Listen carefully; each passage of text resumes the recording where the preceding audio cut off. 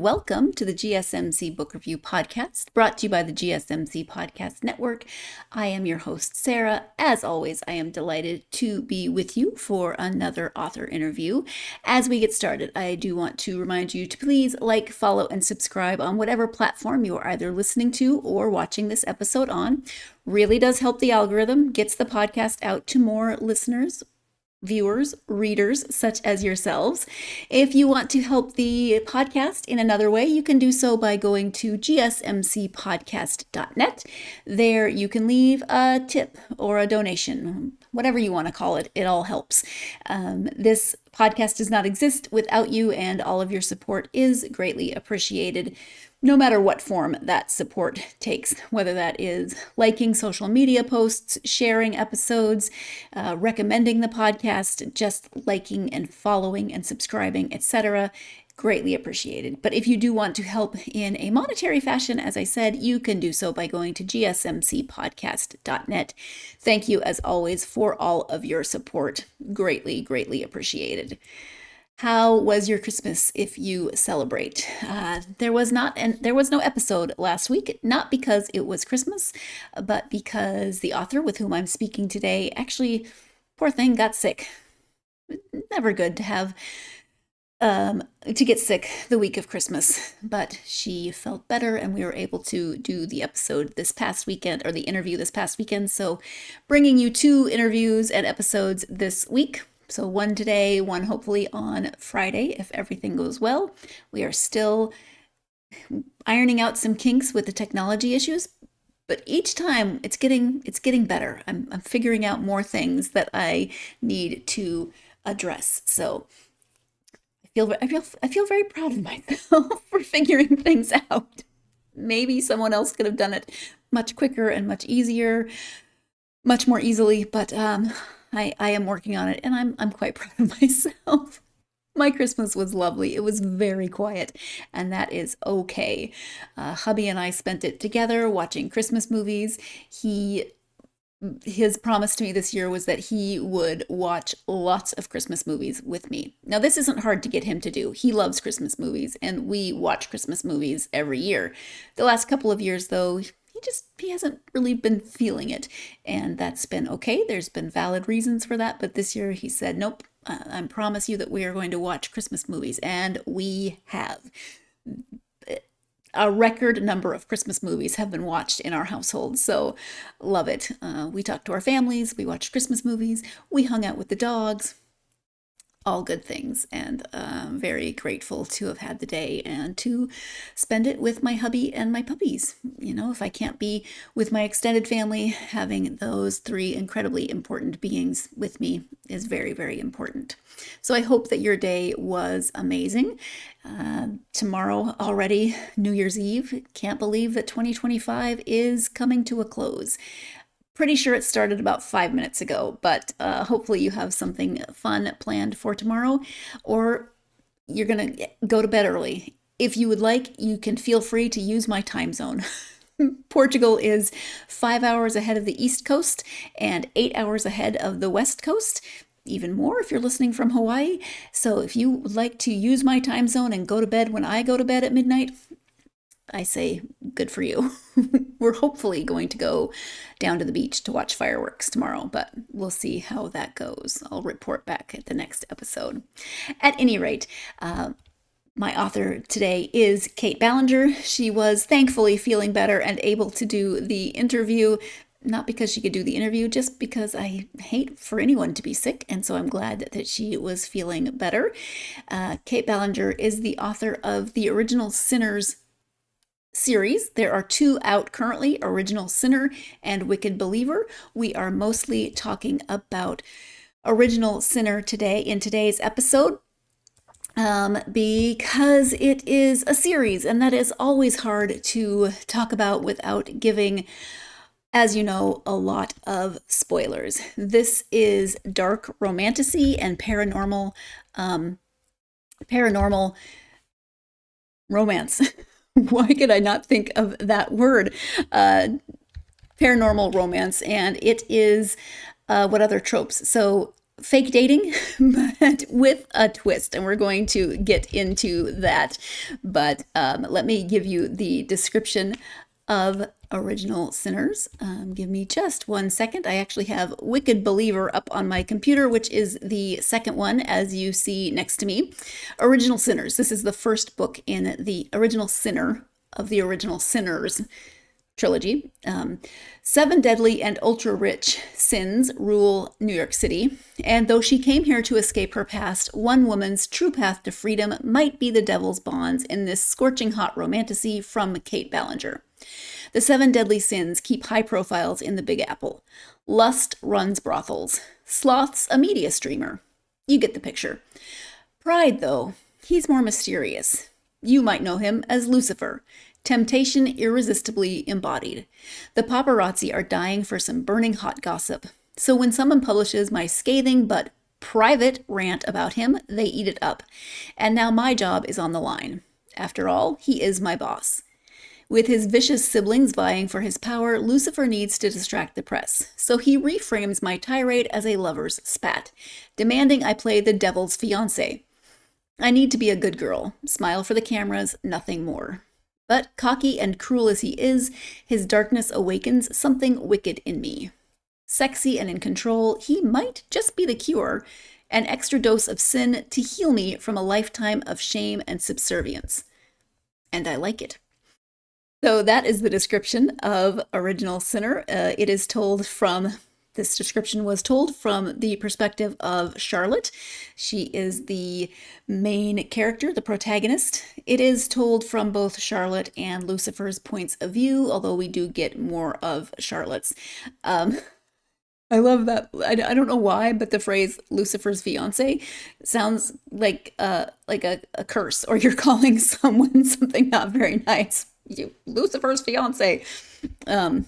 Or maybe I just need to get out more. I'm not really sure. But as you could see, and as I said earlier, this is Romantasy. It is paranormal, dark romance, and fake dating. But I'm not sure I had it on my 2025 bingo card that I would read a book about fake dating, but fake dating the devil. It was a different twist, but more so than that, it goes into a lot of deeper issues, a lot of issues about shame, about purity culture, about different ideas in terms of sins and what they mean. And there's a lot of deeper issues along with a very steamy, very spicy romance. This does have a very high spice level. So if you are someone who loves that, this is perfect for you. If you're someone that maybe likes a few less peppers in terms of the spice spectrum, be warned. This does have a high level of spice. So, but there's a spectrum for a reason, which I love. You can have everything, and there is a book on a spice level for everyone.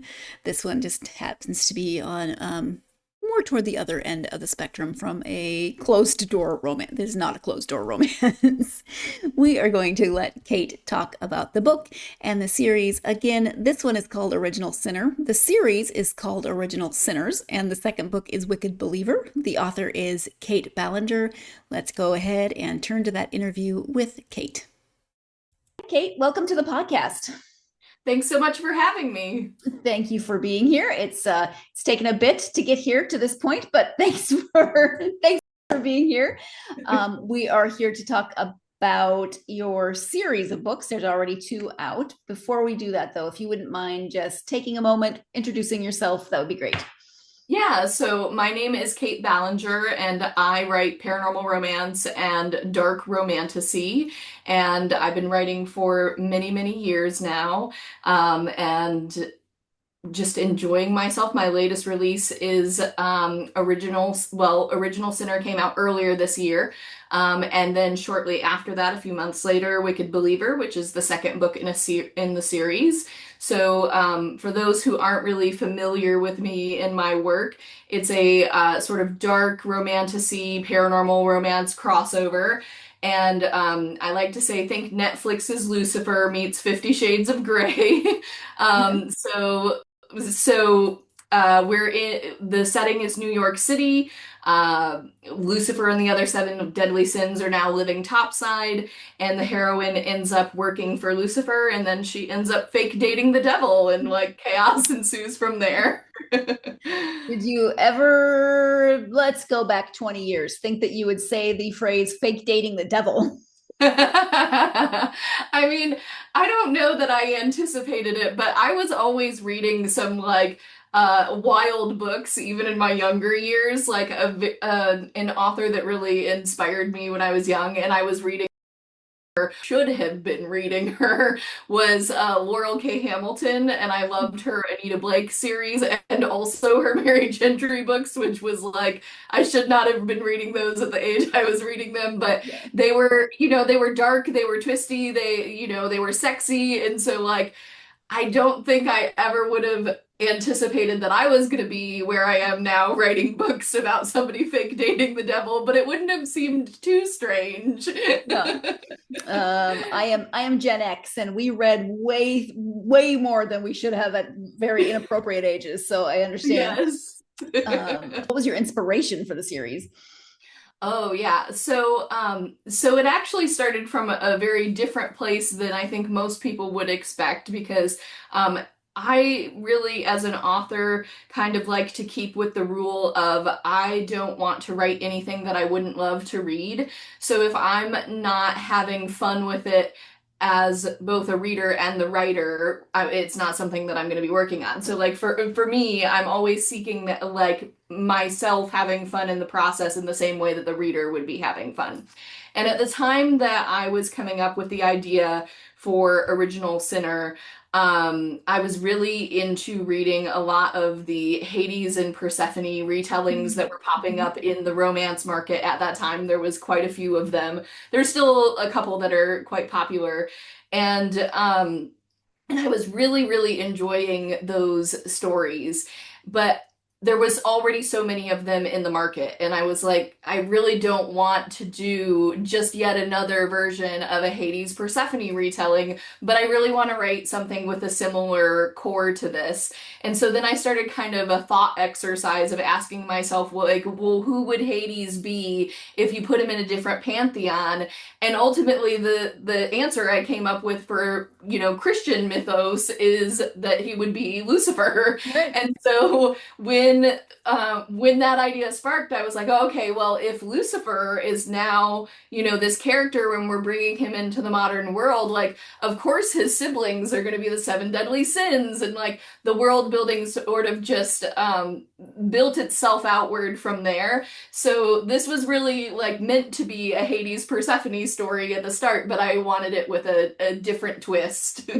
Yeah. Okay. No, I like it's they say write the book you want to see, but if that book maybe is already had several iterations, give it a Yeah, twist. yeah. A fresh twist, like a different take in a way to make it like updated. And honestly, like from a writing perspective, I'm so glad that I did it that way because putting it in a modern New York City and making it, Lucifer and the other seven deadly sins allowed me to do so much, I think, like almost socio-political commentary that I Mhm. wouldn't have gotten to play with if I had stuck to original Greek mythos.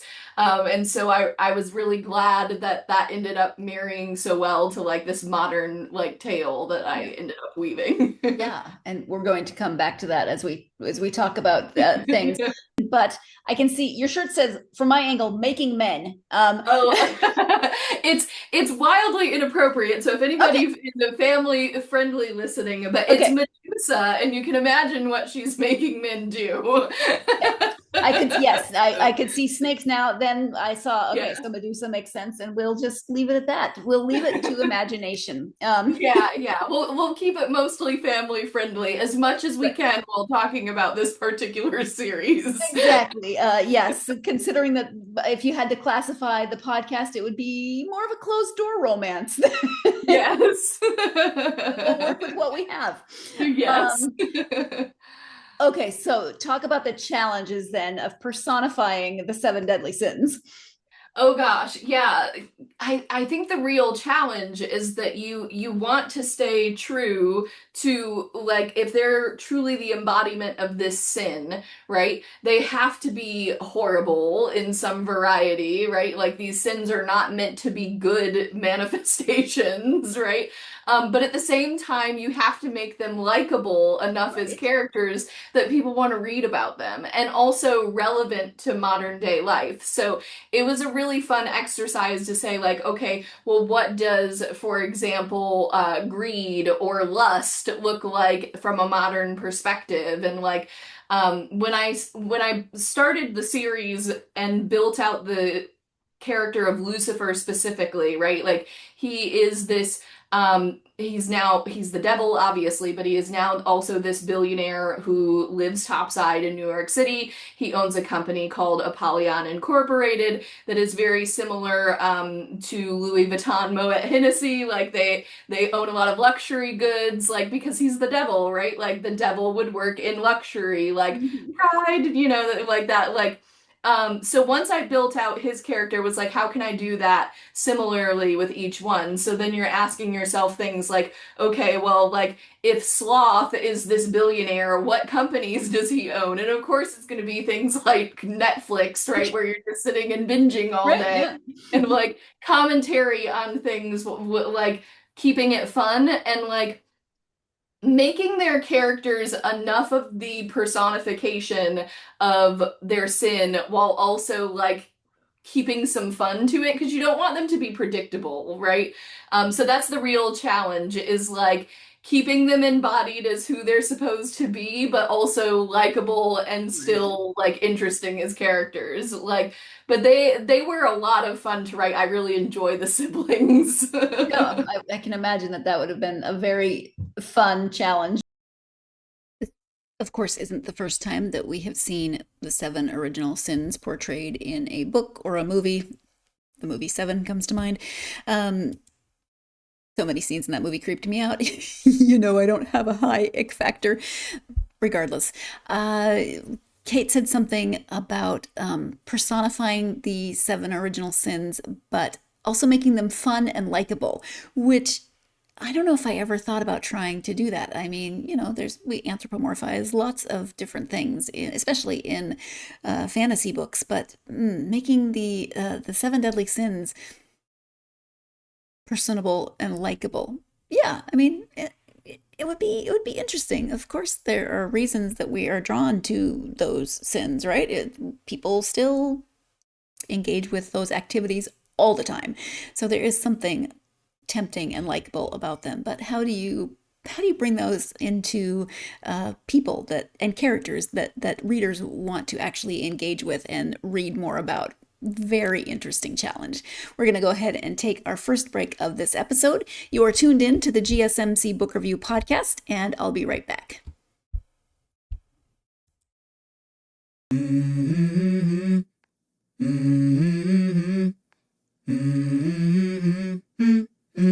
Let's go.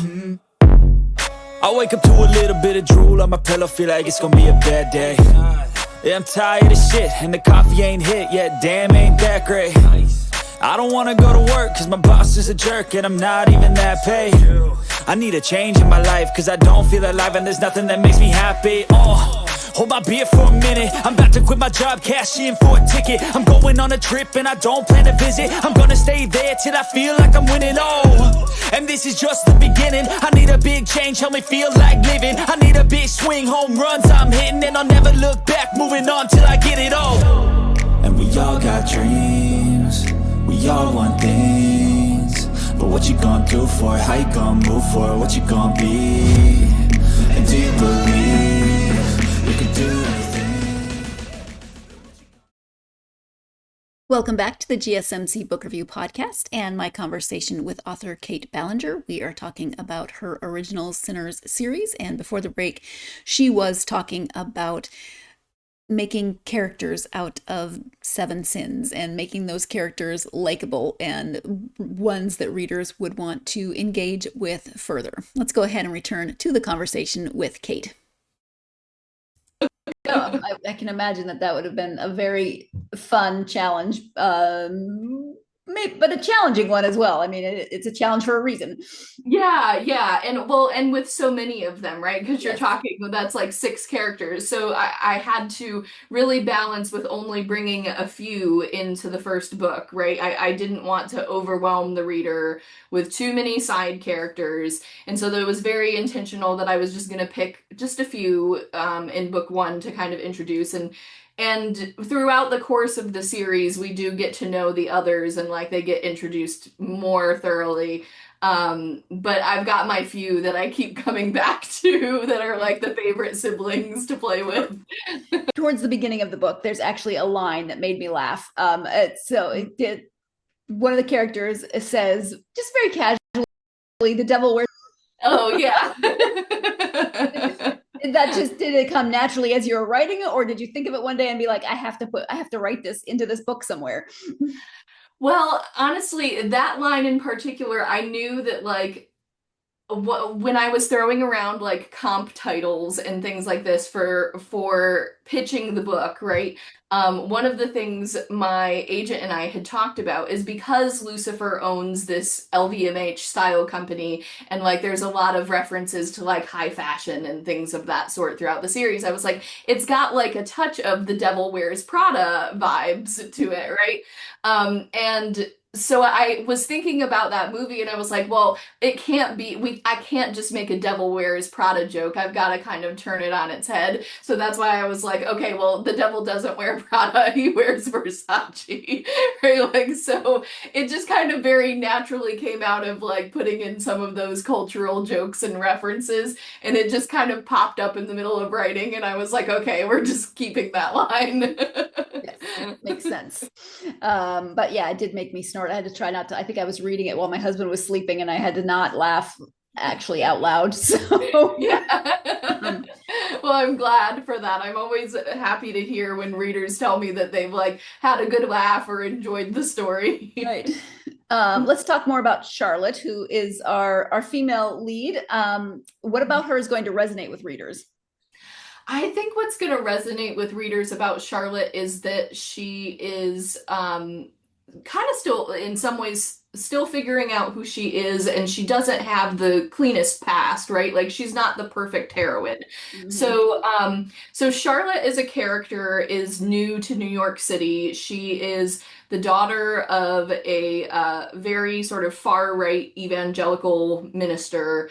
And she has grown up sort of entrenched in evangelical purity culture, which I think a lot of readers can relate to either being in that subculture or potentially being affected by it in some variety. And so Charlotte has been trying to escape that life, and so she runs off to New York City, hoping to escape her father and this background that she comes from. And that's when she ends up sort of by chance working at Lucifer's company. She thinks she's just going to be an intern, but that working for the devil means her very religious father is not going to follow her there, and that her past will not catch up to her. But then, by twist of events, she ends up basically being the assistant to the head of Lucifer's PR. And so she ends up interacting with him more thoroughly than expected, and then chaos ends up ensuing. But I think what readers relate to about Charlotte is that she's still kind of becoming the best version of herself, but also I feel like she has relatable moments of just like female anger that I think a lot of women can relate to. Like, I mean, I think this is not too much of a spoiler since it's on the back cover, but when she meets Lucifer, they clash and like they do not get along very well at first initially. And so because he gets so under her skin, she writes this scathing press release that she does not intend to send. It's just meant to be kind of like letting off steam as one does when you're annoyed at your jerk of a boss. And but then somehow it ends up getting leaked to the press, and that is how she ends up basically being blackmailed into fake dating the devil. Um, so Charlotte's life is not going quite the way she planned. Yeah. Yeah, not so much. We've talked about the challenges of personifying the deadly sins. What are the challenges of making Lucifer a love interest? Oh yeah. Well, I think it helps in the dark romance space, right? Like that, like this was never going to be anything but a dark romance. I don't think you could write the hero as like a contemporary, like the devil Right, can't be a contemporary romance hero, right? Like he right. has to have a touch of sin, a touch of darkness to him. So like that is, so it was always going to be in that space. So the genre itself kind of it lends itself well to that because we expect for him to be more than a little bad if he's the hero of a dark romance novel. But at the same time, the challenge is making the reader almost like almost seduced by him, right? Because not so much in like in a spicy heat sense, but like we have to like him enough to want to keep reading about him, right? Like he's very much a morally gray character because we we when you think about the devil as like an archetype, right? Like he's supposed to be tempting and drawing you in. And Mhm. so that's what you kind of have to do with him as a character because he has to kind of lull you into a place of complacency where you think, oh, okay, maybe he's not quite as bad as we thought he was going to be, right? And then he turns around and like, oh, actually, but he is still the devil, right? Right. And I think that's where, like, as an archetype, that's where the devil's power is supposed to lie, is in making you want to be close to him to do bad things. Like, and so writing that and kind of almost pulling one over on the reader in that way is was definitely the key challenge of like getting them to like him and fall in love with him enough while also sort of conveniently forgetting who he actually is, Right. which he does warn Charlotte about very early in the book. So Yes. You did make a reference to 50 Shades of Grey. This is not closed door romance. This is yes. high on the spice level, Yeah. which some readers really are drawn to. Other readers, maybe are not quite so. But that being less of the point, then you do make a lot of commentary, and there's deeper elements to this book. It's not just romance or romantasy, but there's commentary on sexuality, on, as you said, female purity culture, socio-political commentary. Was there any particular um, how, I guess, how was that writing those elements into a dark romantasy, a paranormal romance? For me, I feel like it felt like a very natural extension of the world building. Like it wasn't so much like that like intentionally set out to make that commentary. It was just that as I was writing and as I was building this world, like and stepping into like Charlotte's character, right? Because we get both POVs in Original Sinner. We get both Lucifer and Charlotte, but it's primarily written from Charlotte's point of view. And so as I was writing her character, it just felt like a natural extension to include those commentaries. And I mean, I like on a personal level, like I'm a very openly political person, and so it felt very natural for me to be just making these comments because they're things I think and believe like as I'm writing. But at the same time, I don't think any of my previous books or series had gotten quite that political. So Mhm. there was a little bit of nerves involved with that I wasn't sure like how my readers were ultimately going to feel about all this sort of socio-political commentary that was Yeah. going in.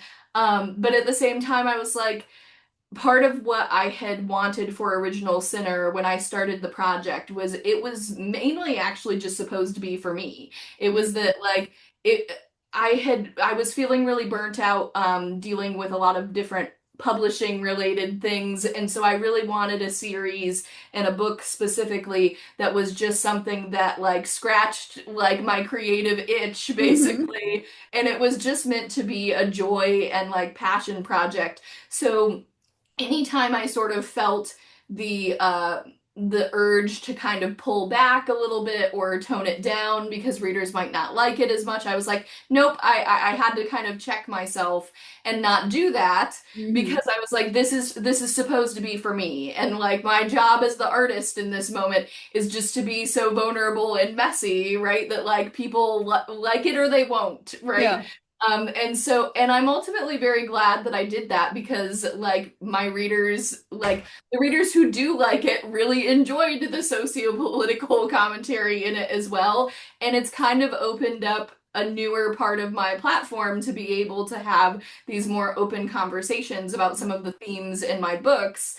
That has just been really wonderful. Like, I've had a lot of readers come up to me and tell me that they are like either they come from an evangelical background or they're ex-evangelicals and they were very like purity culture and have a lot of trauma related from it and felt like this book made them feel seen and like they really appreciated the ways that those elements were deconstructed in the book. And so when I get comments from readers like that, that makes the fear that I'm going too far or being too like too controversial kind of worth it, I suppose. You've heard authors on the podcast talk about all kinds of reasons for why they write and how they write, but it really sounds like this process of just writing this book for her maybe opened up some different possibilities for how or the way Kait writes. We're going to go ahead and take our second break of this episode. When we come back, we'll be continuing this conversation and really how that process was for her to write this book and the series of books in the way that she did. You're tuned in to the GSMC Book Review podcast, and I'll be right back.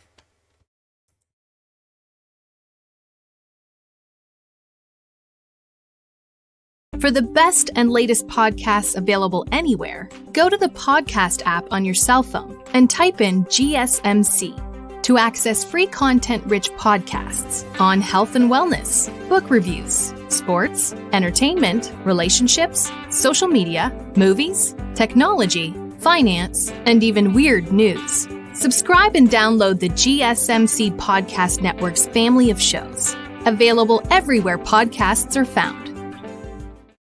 Welcome back to the GSMC Book Review podcast and my conversation with Kait Ballenger. This is your second and final reminder that if you want to support the podcast in a monetary way, you can do so by going to gsmcpodcast.net. If you are watching this on YouTube, of course, you can see that video playing next to me that has the link. You can also see that link scrolling along the bottom of your screen throughout the episode. For those of you who are listening to this as audio only, I will say it a second time, gsmcpodcast.net.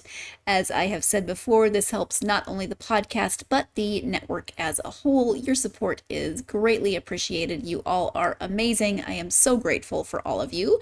Let's get back to the episode. Before the break, Kait was talking about writing this book really just for her and how that changed the way she approached the writing of it and how that changed kind of what she wrote and even now the way readers interact with what she wrote in this series and the questions and conversations that are happening on her platforms.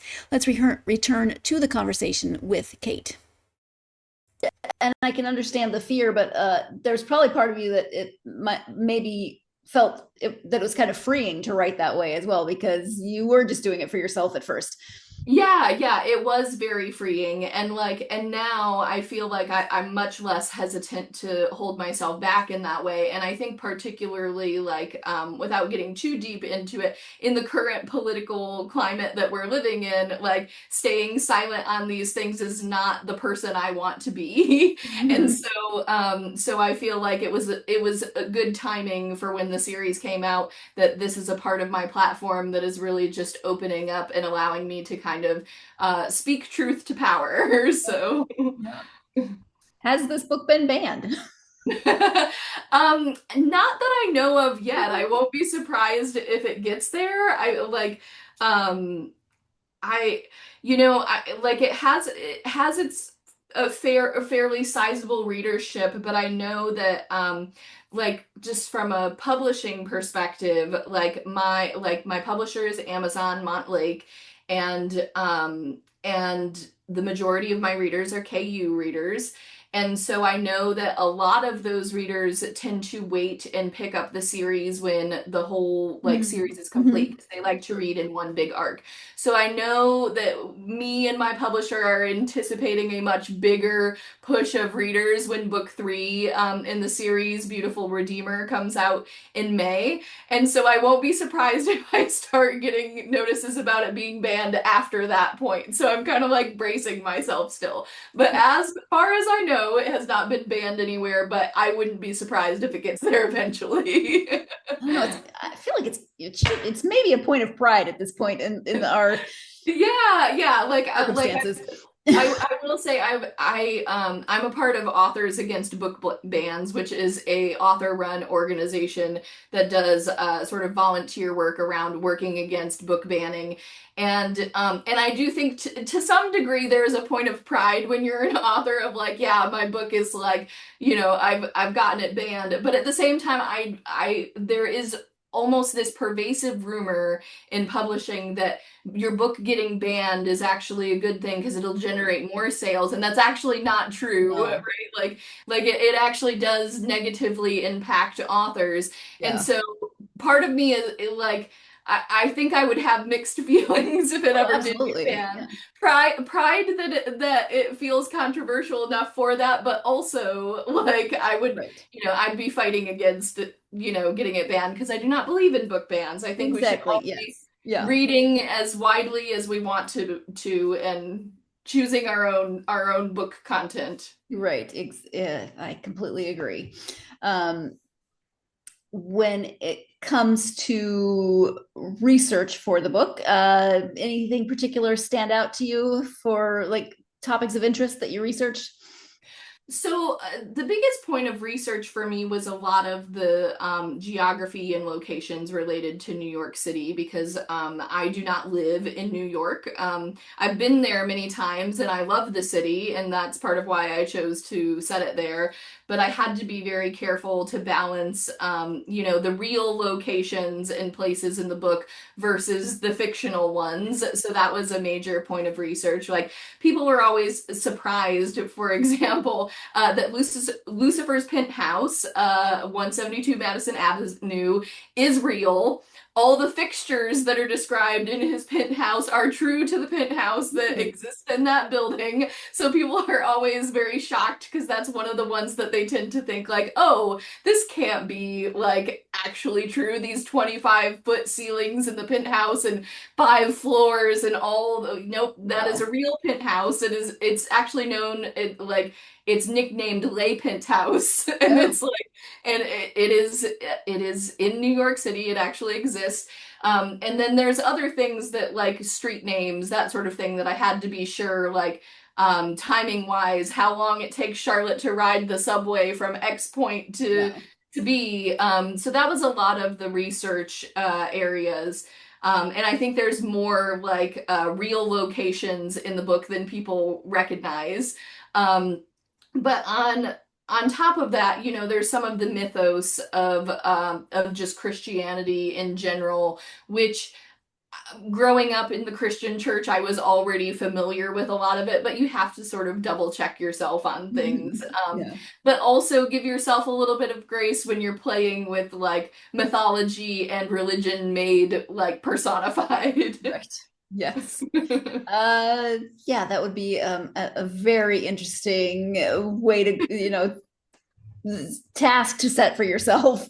Yeah, yeah, and it's funny because like I often speak with people about the series, and like we get into the more religious aspects of it, and it's always interesting to get into the discussion of like Lucifer is never directly named in the Christian Bible at any Right. point. Like, most of the mythos we have around him is more mythology based, Yeah. like a huge portion of it comes from like Milton's Paradise Lost, Yeah. right? Like, and so that's always like a fun like little rabbit hole to go down when we get into like the mythology discussions in the series. Yeah, that's a very deep rabbit hole that you could Yeah. spend a lot of time in. Yes. You mentioned the third book comes out in May, and that so this will be a complete trilogy then. Yes, yeah. So the first three books in the series follow Charlotte and Lucifer. They've got a continuing arc. And then I have tentative plans after that to write about the other siblings because I just love them too much and I think that they also have stories to be told. Okay. You answered my follow-up question. So you will most likely be returning to this world. Yeah, yeah.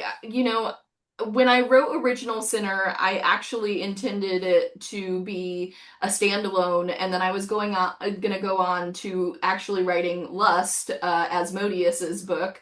That's one of Lucifer's siblings.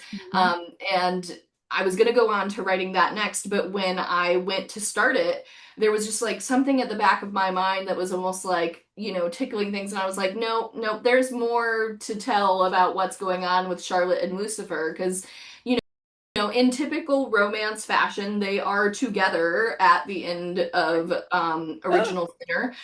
So we have our like, I guess what you could call a happily ever I after. I don't know yeah. that it's quite happy, Yes. but happy-ish. Like they are together romantically, we'll say that. Yeah. And um and I just kind of had this idea at the back of my mind that their story was not quite told yet. And so I approached my editor because we had full plans that I was going to be writing about the other sinners. And I told her, I don't think that, that Lucifer and Charlotte's story is quite done here. And she was a little hesitant with the idea at first, but I said, look, let me just write like the first 50 pages, right? Like just the opening bit, and we'll see what you think of it.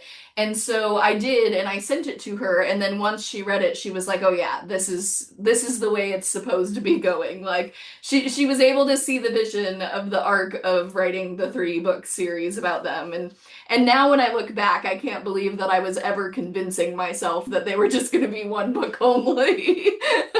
I mean, yeah, I can see with where it ends that it could potentially be a standalone, but I also understand the moving the story forward. It's always hard to talk about series on a podcast like this because you don't want to give a lot away.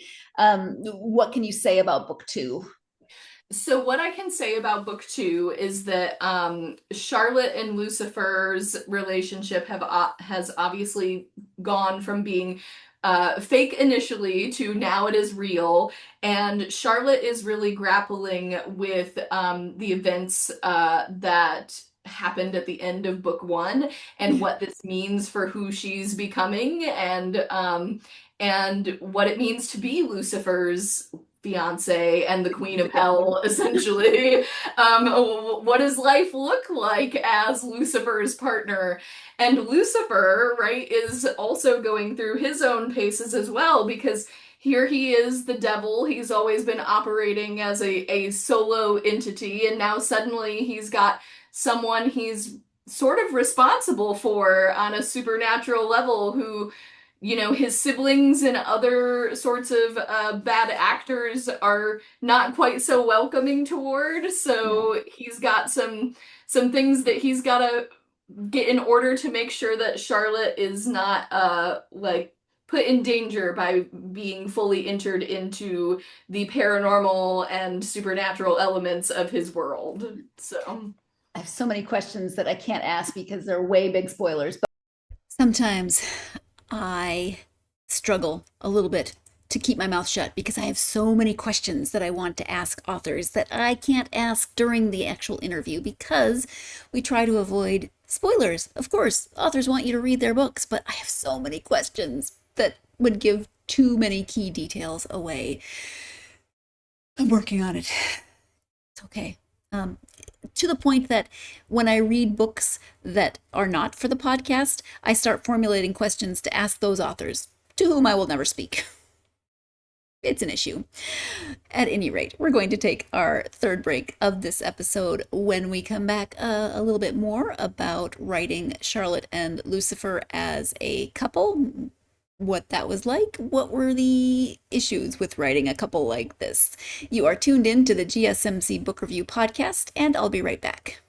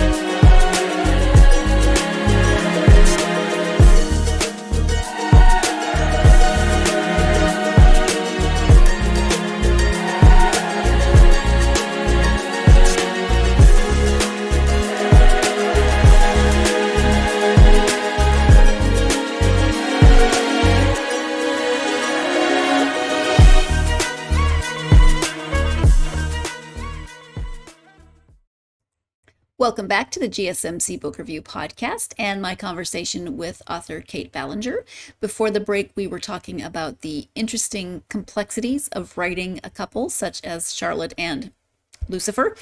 Let's go ahead and return to that conversation, which we're going to pick up right at that point. I was thinking while you were talking, if any couple could use couples counseling, it would be these two. Oh, yeah. Who the heck would you go to? Yeah, exactly. They absolutely need some couples counseling, and I feel like a big part of book 2 is them really working out the what it's like for them to be a couple, right?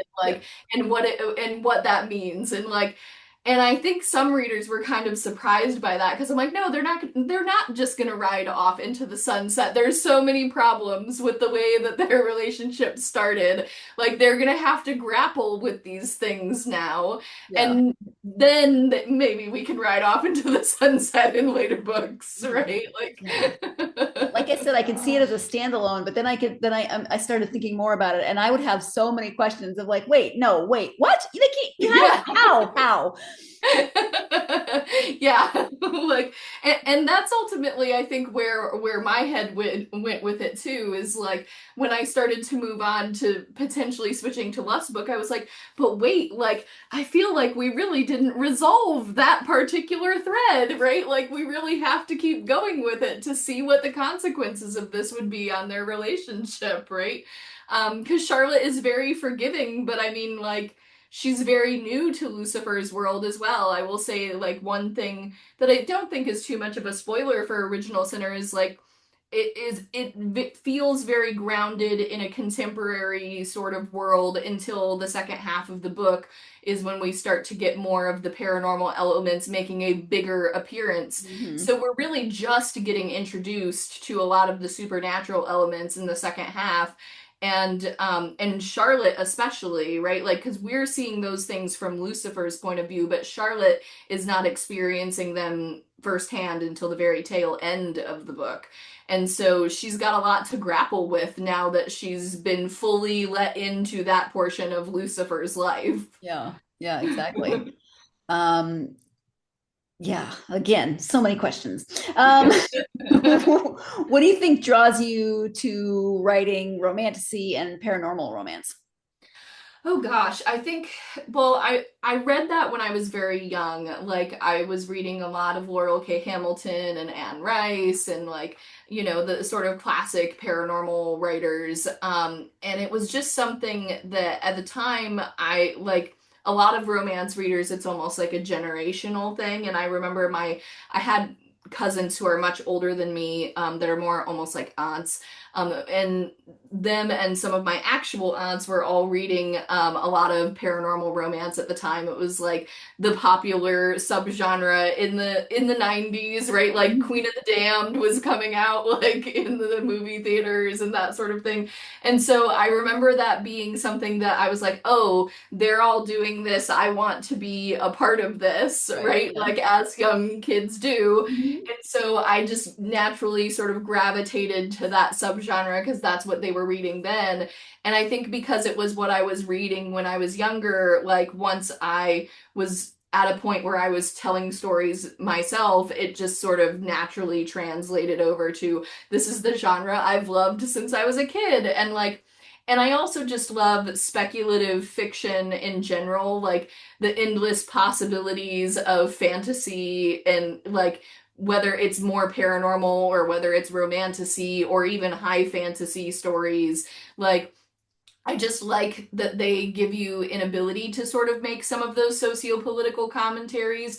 And also just like when I read as a reader, like I'm reading for escape. I want to a certain degree, I want to be whisked into another world and kind of forget what's going on in this one to a degree for Mhm. like, for a certain period of time. And so I think that's always just sort of appealed to me. Like as a writer, I don't think I've ever had an idea for a story that it doesn't have some sort of like magic or fantasy element to it, Yeah. but eventually, but right now that's just sort of been my wheelhouse. Mhm.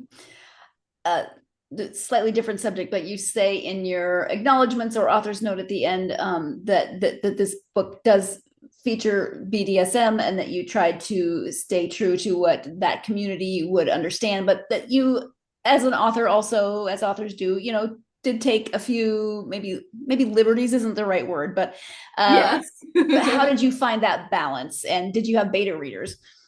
I did have beta readers, and so that was helpful. And I think the real balance is just that when you're writing dark romance specifically, you know that some of the things that the heroes in particular are going to be doing is not always like, the nicest things, I guess you could say. So where the elements of the BDSM wrap in the series and the dark romance elements in this crossover is like everything that happens between Lucifer and Charlotte is very much consensual.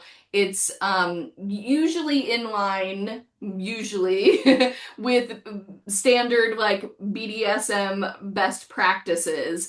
Where it gets murky is in the elements related to how their relationship starts with him being her boss, her Mhm. feeling like, she's gotta fake date him because otherwise she's gonna lose her job. And so those are the dark romance elements where if this were happening in a real relationship in the real world, obviously none of that would be okay. Like it would be very problematic. And so that's where I think it gets murky and separating out like the power play aspects of the BDSM elements and the power play like fantasy of the book that crosses over into things that it would not be okay in the real Right. world. Okay. Um, so the kink itself is mostly accurate. It's the power dynamics, I Right. think, between Charlotte and Lucifer that really get very uneven at points in ways that in, modern contemporary BDSM culture would not be okay. And I very much wanted to make sure that I caveated that because, this is a community that like that I for people who are not as familiar with it is steeped in queer culture and queer history. And so it's a semi-marginalized group Mhm. that I don't want to be responsible for creating bad representation for people who are already marginalized. And I think there was a lot of discussion when 50 Shades in particular came into the cultural lexicon about whether it was presented in a problem, whether the BDSM in the series was problematic. And there were times where it crossed over into being somewhat abusive in that Mhm. series rather than consensual, like, kink Right. between two consenting adults. So I never want readers to approach this series and ultimately like think that some of the things that Lucifer is doing in a power dynamic with Charlotte is okay. And so that's why I really wanted to put that that caveat in there, is I wanted to make sure that readers knew that there's a distinction between fantasy and reality in Right. this series, and we're playing with the fantasy of these things in a way that is not always accurate to real life. Yeah. Although, as you were speaking, I just started thinking I really do not want to be working in HR in Lucifer's company. No, oh my gosh, no. They like he is such an HR nightmare on so many levels. It's bad enough that that Charlotte works on his PR team. I don't want to work in HR. Yeah. Exactly. Um, so, what are you working on currently?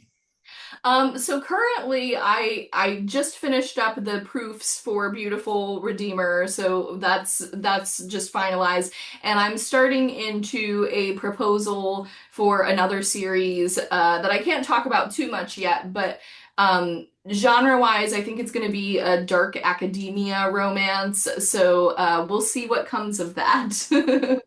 So, slightly different direction. Yeah, it's just a proposal idea, so we'll see Mhm. whether it ends up taking. But after that, I'm probably going to shift into working on the spinoff about the other sinners, because I really want to write about them Yeah. still. Yeah. It would seem that the spinoff with the siblings is definitely happening. I think that's a good thing because they are. It sounds like they are definitely taking up a lot of space in Kate's brain. Like they're kind of poking at her. Maybe that's part of being sins. They're tempting, right? They're like poking at her, tempting her to write this, but not in necessarily a bad way. So I don't know what I'm saying. We're going to go ahead and take our last break of this episode. When we come back, we'll be talking about why Kate started writing, when Kate started writing, all of those nosy questions that I love to ask. You're tuned in to the GSMC Book Review Podcast, and I'll be right back.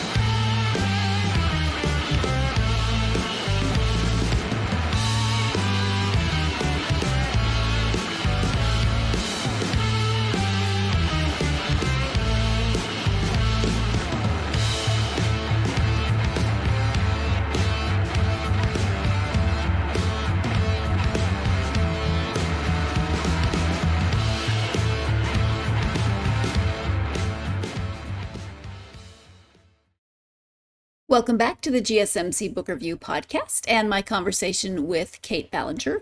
Before the break, Kate was talking about her current works in progress and how she definitely wants to get back to or around to writing the spin-offs about Lucifer's siblings, those other sins as personified in this series. Let's go ahead and return to the conclusion of my conversation with Kate. You mentioned getting that you've been writing for quite a while. So was that something that you always wanted to do, or what really prompted you to start writing, to try to write for publication? I started very early on. So my first book with Harlequin released when I was 21. Mhm. So I started very young, and it was in my first semester of college that I really started getting into it. I had been a big reader at that point for a number of years. And I actually went into college as a Spanish major. I thought that I was going to major in languages and work like in, in translation, like that sort of thing.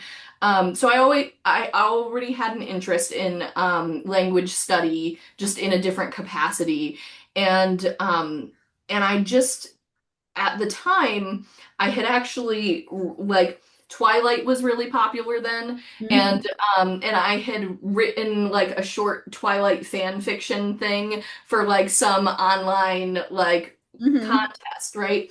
And I ended up winning the contest with my little like short Twilight fan fiction. And I was like, oh, hey, maybe I'm actually like good at this writing thing, and it was kind of fun. So at that point, I was like, well, I'm going to try writing something original, just sort of out of the fun of it. And when I did, I ended up writing my first book, which is not published and shall never see the light of day. Yeah. It was not any good. But I had so much fun doing it that I was like, oh, this is actually, I really enjoy this. Like, I got very passionate about it. So I ended up switching my major to English and minoring in creative writing. And then the rest was kind of history from there. So I just kept writing. And then I ended up getting my agent shortly after I finished my undergrad degree, and as I was entering into my MFA program, and it just kind of went onward from there. Well, all right. From all of that experience, then, what advice would you give to someone who is thinking maybe they would like to write? My advice would be to keep the writing fun, but keep the business business. Mm-hmm. So I think there's a mentality that when you start writing for publication that it all either has to be very business focused and like I have to write to market, or I have to do this because this is what publishers want, or any number of things. And I think that there's some value in approaching it that way when you start looking for an agent or start shopping a book in publishing, because publishing ultimately is a business. But I think the creative side of it needs to stay creative and fun as much as possible. And I think early in many writers' careers, they often conflate the two. And so I would love to tell them to keep the writing as fun craft. Like you you always want to be looking to be better at your craft. Like being a writer is very, very much like a an art in that way, because there's ways to improve and there's ways to get better, and you always want to be striving for those things while having fun with it, and then Mhm. put on your business hat when you need to. Yes. Okay. That makes sense. And thank you. Um, how about when you take time to read just for you, favorite authors? Oh gosh. So I because I write romance, like that is my favorite genre to read in as well. I will never say no to a Sarah McLean book because I think she's just an amazing romance writer and such a genre expert in romance. So I really love anything she writes. I'm also a huge fan of Alexis Hall, who writes a lot of queer romance of multiple pairings. Boyfriend Material by him is one of my favorites. I also really love A Lady for a Duke, which is a historical romance he did with a trans heroine and cisgender hero, and it was just amazing. So really love that one as well. Um, I'm also a big fan of Katie Robert. She writes similarly spicy stuff. And so there's just so many authors I really, really love. Sarah Kate is another, Adriana Anders, like there's so many. Like I I have such a hard time picking favorite authors and favorite books because I like so many different subgenres of romance for many different reasons. And I also read in YA and in nonfiction and many other things. So it's very hard to choose favorites. You said you have two children. Do they like to read?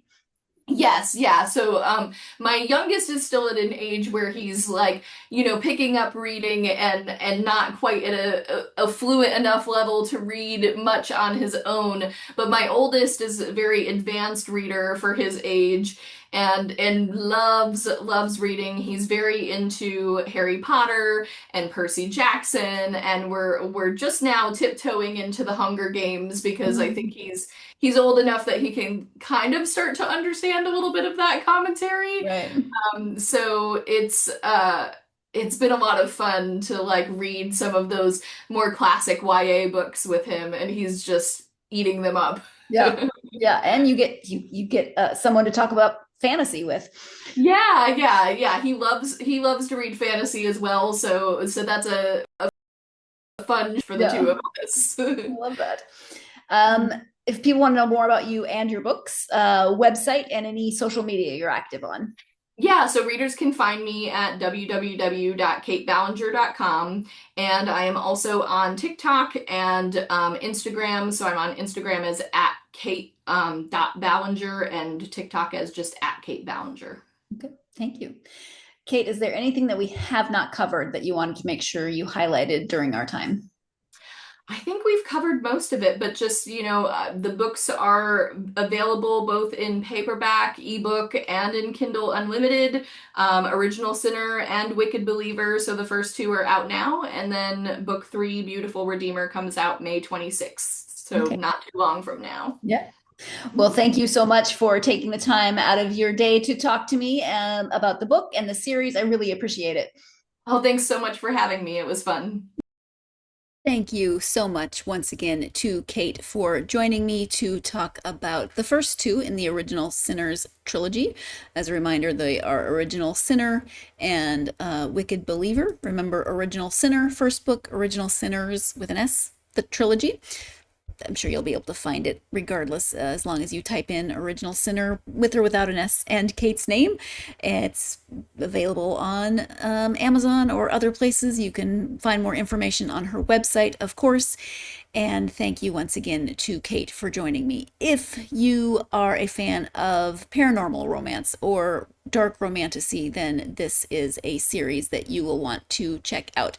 Reminder that spice level is high, so just a warning, just putting that out there in case you are thinking you're getting something other than what you're getting. But I mean, if you listen to the conversation with Kait, and if you know that this is a book about fake dating the devil of all people, Lucifer himself, then you know that there's going to be a few different layers than your average your average romance novel. And it is dark romantasy, not just romantasy. So just giving those warnings.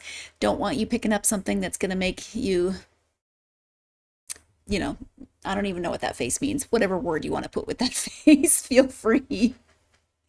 So definitely check this out. And of course, the third one is coming out in May, so you will have the complete trilogy. If you want to read the first two now, if you want to wait till they're all complete, I can never decide. Sometimes I like to read them immediately, and then I have to wait until the next one comes out, and then I have to wait until the next one comes out. Sometimes I try to wait until the series is complete, but I don't know, maybe you're more patient than I am. Probably it wouldn't be difficult. Anyway, thank you to Kait. Thank you for you. Thank you for you. I mean, yes, thank you for you, but thank you to you as well for joining me for this episode. I hope that you will join me for the next episode. This was my second interview of this past weekend with Wendy G. And it's another series, but a very different series than the one we just spoke about. So the first two in this series, Fleet Landing and Side Hustle. Fleet Landing is currently out. Side Hustle will be out soon. Early this coming, next year, but that's, like 48 hours away. So two books will be available. Wendy will be talking about these. As you can see, there are firefighters on the cover. This is a book about a series of arsons, but the arsonist might not be exactly who you think it is or for the reasons that you think the fires are being set. Lots of complex layers to this story. You've got 3 different characters who will be appearing throughout the series and who get their own points of view. We see a lot of Coop, who is a fire marshal and trying to solve these arsonists or being involved in that investigation. Anyway, I'm telling you more than you need to know because Wendy will tell you everything you need to know when you tune into the next episode. Should be out on Friday. In the meantime, of course, if you are a fan of this podcast, please do me the favor, the honor of liking, following, and subscribing on whatever platform you either listen to or watch the episode on. Something else that really helps that algorithm is to give a positive review. Just leave a quick positive review. Doesn't take much effort or much time, and it really, truly helps the algorithm do the same thing for your favorite books and your favorite authors. And I thank you for all of us in advance of you doing that. You can follow the podcast on social media: Facebook, X, Instagram, TikTok, and Blue Sky. Find the podcast, ask me lots of questions. I ask other people lots of questions, so hey, hit me up and ask me questions. I hope that you're doing really well. I hope that you have the perfect New Year's Eve tomorrow, whatever that entails, and I hope that 2026 brings you joy and happiness and so many books to get yourself lost in. Thank you so much, and I'll see you next time.